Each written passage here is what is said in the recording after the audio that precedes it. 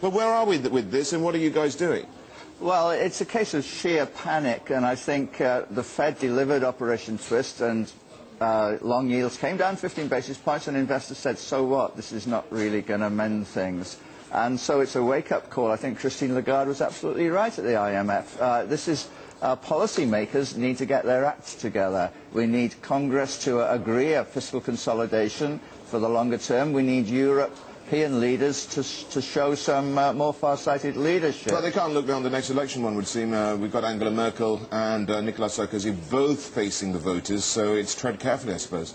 Well, that's right, and the thing is, it hasn't been explained to the French and German electorates that it's not a question of just bailing out Greece with their money. If Germany, for instance, pulls out of the euro, any new currency would appreciate 20–30%, and there would be a huge cost to the German economy. Not solving this problem is much, much worse than actually bailing out Greece, and restructuring needs to be done. We need to do that and get on with things. That's obvious. Just talking to John Dawson about credit defaults, off the insurance on Greek debt, and that is at the moment pricing in 100% a default. Well, that's pretty logical, I think, because you just can't get out of this kind of debt trap through austerity. I mean, the Greek GDP's fallen 10% in 2 years. It's going to fall another 5% this year, and we're asking them to tighten their belts even further. It just does not make sense to me. So if you don't have an economy growing, you don't then, of course, have any tax revenues to be able to pay back those debts that you've actually accumulated, and it becomes a vicious cycle. So they've got to do it, haven't they? And but we know that this is going to happen, I suppose. That is going to be an orderly default, probably. This is a disorderly one you want to avoid. But when we look at it, well, surely that should be priced in now.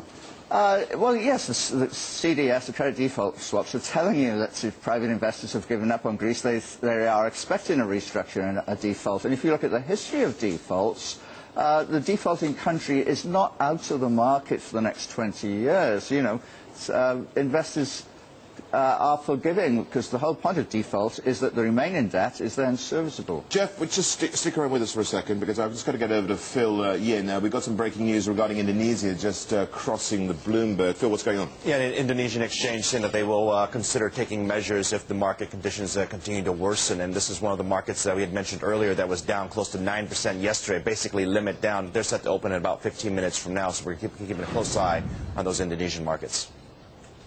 Right, thanks, Phil. Well, getting back to Geoff Lewis, what do you make of that? I mean, that's just really stating what's going on. They had an 8.9% fall yesterday in the Jakarta Composite.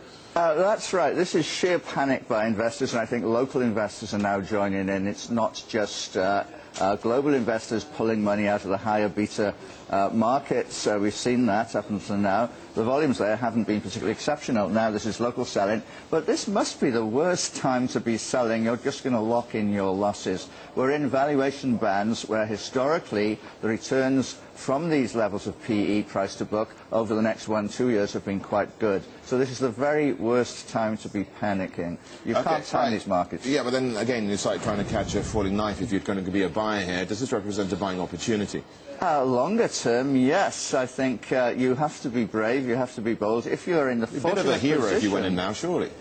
Well, on a 12-month view, probably not. I mean, unless you really believe we are going to have another deep recession, and the macro imbalances are just not there. If you look at the Chicago Fed Real National Activity Index, which is the best single indicator of US recession, that is now moving away from the danger zone. That is the one gauge that I tend to look at the most.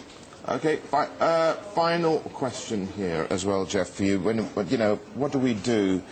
I mean, how does this look, let's say, at the beginning of the next quarter? Because, I mean, some of this is, of course, people have to close out positions at the end of this quarter.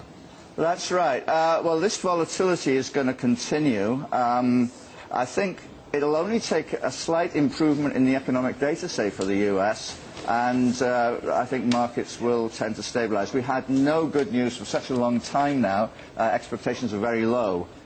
Right, Geoff, just stick around if you'd. It's just breaking news thick and fast at the moment. This time we've got the G20 in the mix as well ahead of their meeting. Phil's got more. Phil. Yeah, they're making some strong statements saying that they're going to support the ESF, the debt funding provisions outlined by the Eurozone. These are the ahead of the G20 meeting over there. The finance ministers there, again, very much supportive of the Eurozone growth. They said they will support Eurozone growth and take whatever measures basically are necessary at this time, but we continue to monitor these headlines as they come across the wire.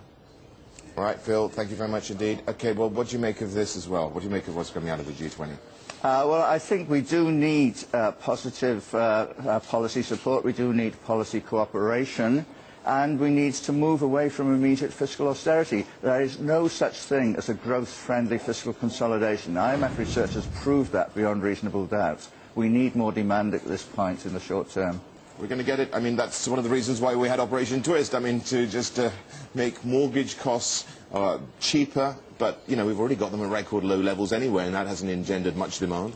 Absolutely. Actually, Operation Twist, if you looked at the change in the yield curves, it was 15 basis points. It was exactly the same as in 1961. So to that extent, the Fed delivered. It worked in 1961, did it? Conditions were different then. It was a little bit helpful, but that's all it is. It's a little bit helpful at the margin. But as Ben Bernanke has said, monetary policy cannot really do all the heavy work.